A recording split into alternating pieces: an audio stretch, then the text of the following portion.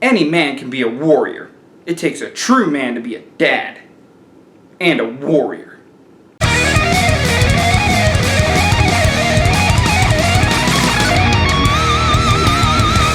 What's up everybody, StevDeS here, and welcome back to another Dragon Ball Day. This Dragon Ball Day was brought to us by you, the 19 people out of 22, who voted for Bardock to go to Earth and rescue his son Kakarot in What If Cooler inherited King Cold's forces? Why do we rely on Cooler maybe?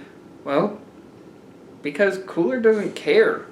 As long as the Saiyans are making money, he's fine with them. As a matter of fact, when he's indoctrinated, he lets the Saiyans have their 2 days to be with their family or whatever, then it's back to work.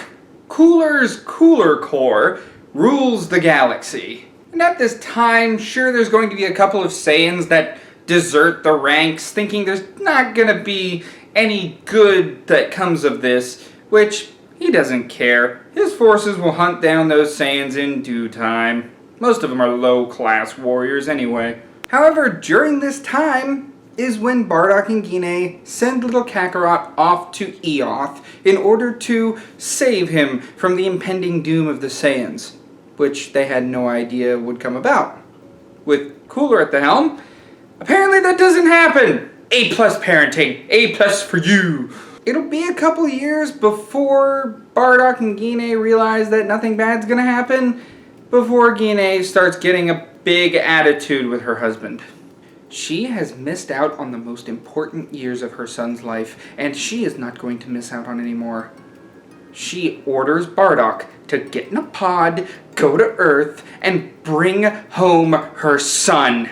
Bardock, much like every other male Saiyan we see during this franchise, is very respectful of their women and decides not to anger her further, as he takes off in a pod, heading towards Earth. The reason I say it like that is because Bardock can't just go straight to Earth. The reason why Kakarot could get away with it is because his weak power level would have been more than enough to handle that planet when the Great Ape transformation comes in. And then Cooler's core just gets rid of everything else that survives. It's pretty simple. Bardock has to go planet to planet doing missions so that he's a little more incognito about it. He doesn't want anybody to find out because if someone found out, Lord Cooler is going to find out.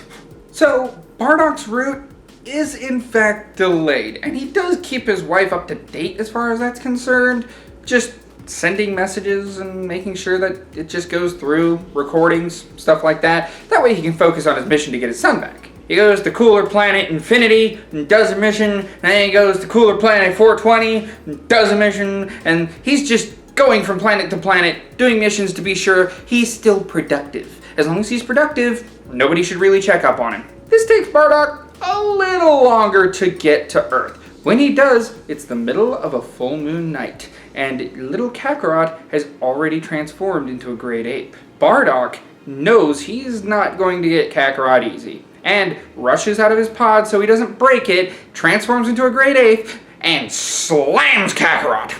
Yeah, he's willing to be a little more violent with his child because his child can't control this form. As Bardock and Kakarot are going at it, a beam is fired from Earth that destroys the moon. Bardock notices the moon being destroyed, and sure enough, starts reverting along with his son. As he approaches his son to pick him up, an old man carrying a lantern approaches the two curiously. It's Grandpa Gohan. Grandpa Gohan thanks him for that, as he was just about to be crushed by whatever Goku turned into. Please, come in. I want you to join me for dinner. Bardock is a little concerned that this Earthling barely knows him, but when have you known a Saiyan to turn down food? Besides, maybe this planet will be worth something if the food's good. He motions to a little bed that he made for Goku, and urges Bardock to lay the child down. As Gohan's cooking, Bardock's just looking around like, okay, I don't need to make a big scene, and if it's really just this old man, I can probably just get away with eating and leaving. I think this'll work out. As the meal's being prepared and as Bardock's eating his fill, They begin to converse, and Gohan respectfully listens to him, while also watching him stuff his face with food, before breaking the ice. Well now, I suppose you're here for little Goku. Goku? Why, your son, of course. Bardock's eyes just widen, because he's been found out. How do you know that's my son? Well, it doesn't take long when you consider he's got an appetite much like you, and even your hairstyle's the same. Well, his name is Kakarot, for the record, and yeah, I'm gonna take him home. As the meal goes on, Gohan is kind of not enthusiastic about his boy being taken from him. And learning more and more about the Cooler Core, he's an old man. Bardock doesn't think any of this information is really gonna get out. Gohan decides to make a wager with him. If he can win in a fight come morning, then he's more than welcome to take his boy. Bardock hits his scouter and reads the old man's power level. And he just shrugs. Alright, old man, you've got a deal. And while the meal goes on, Gohan gets to know about Bardock and how the Cooler Core works, what planet Vegeta's like, what Goku's mother's like. He gets to learn all this information. He's just fascinated by it.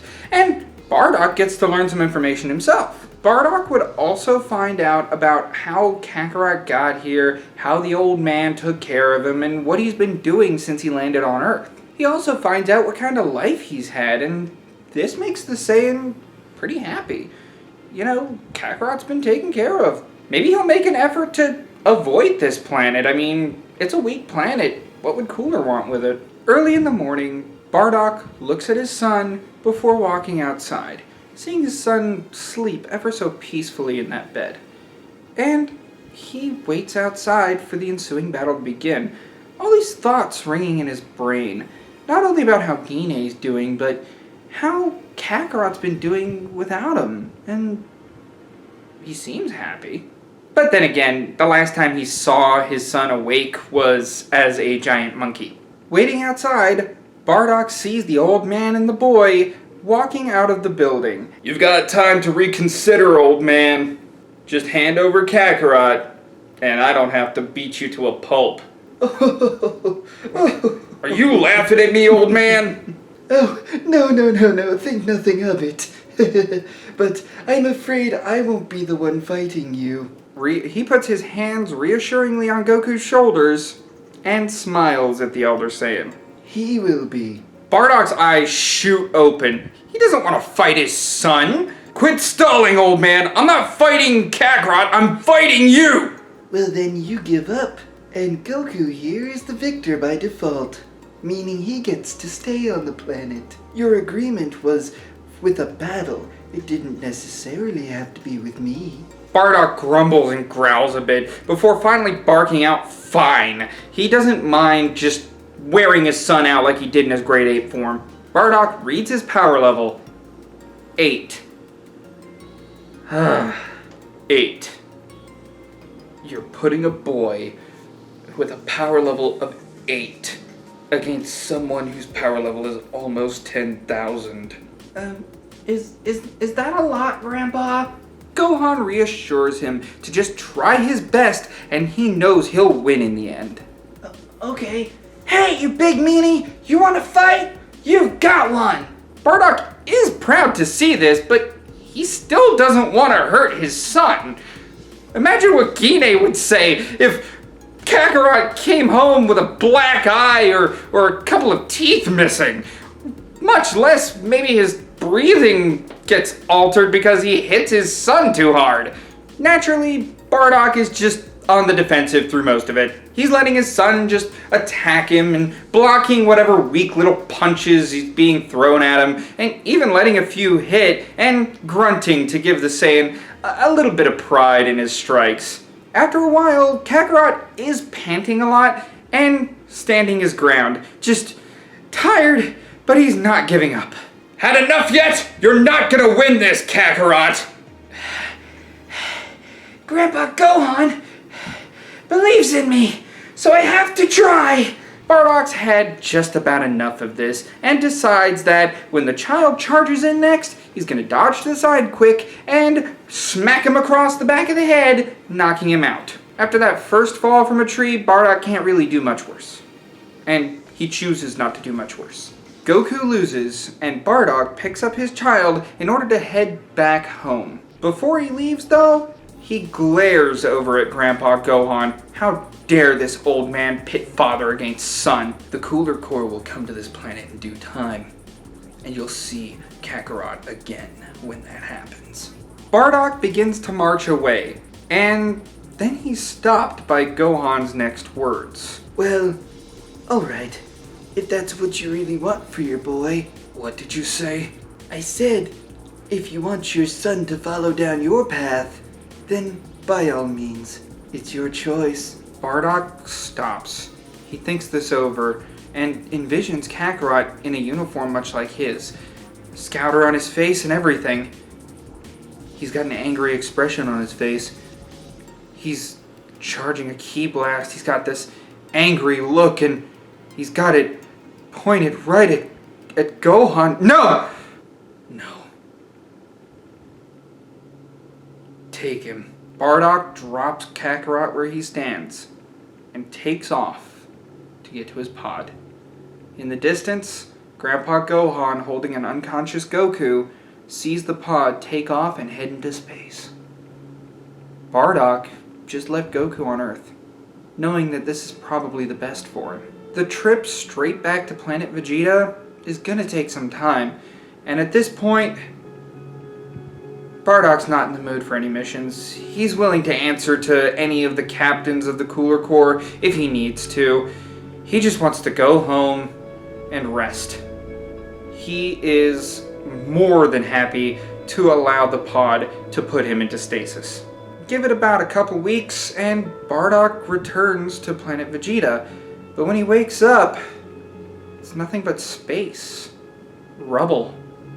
The computer says that Bardock made it back to planet Vegeta, and that's where they are.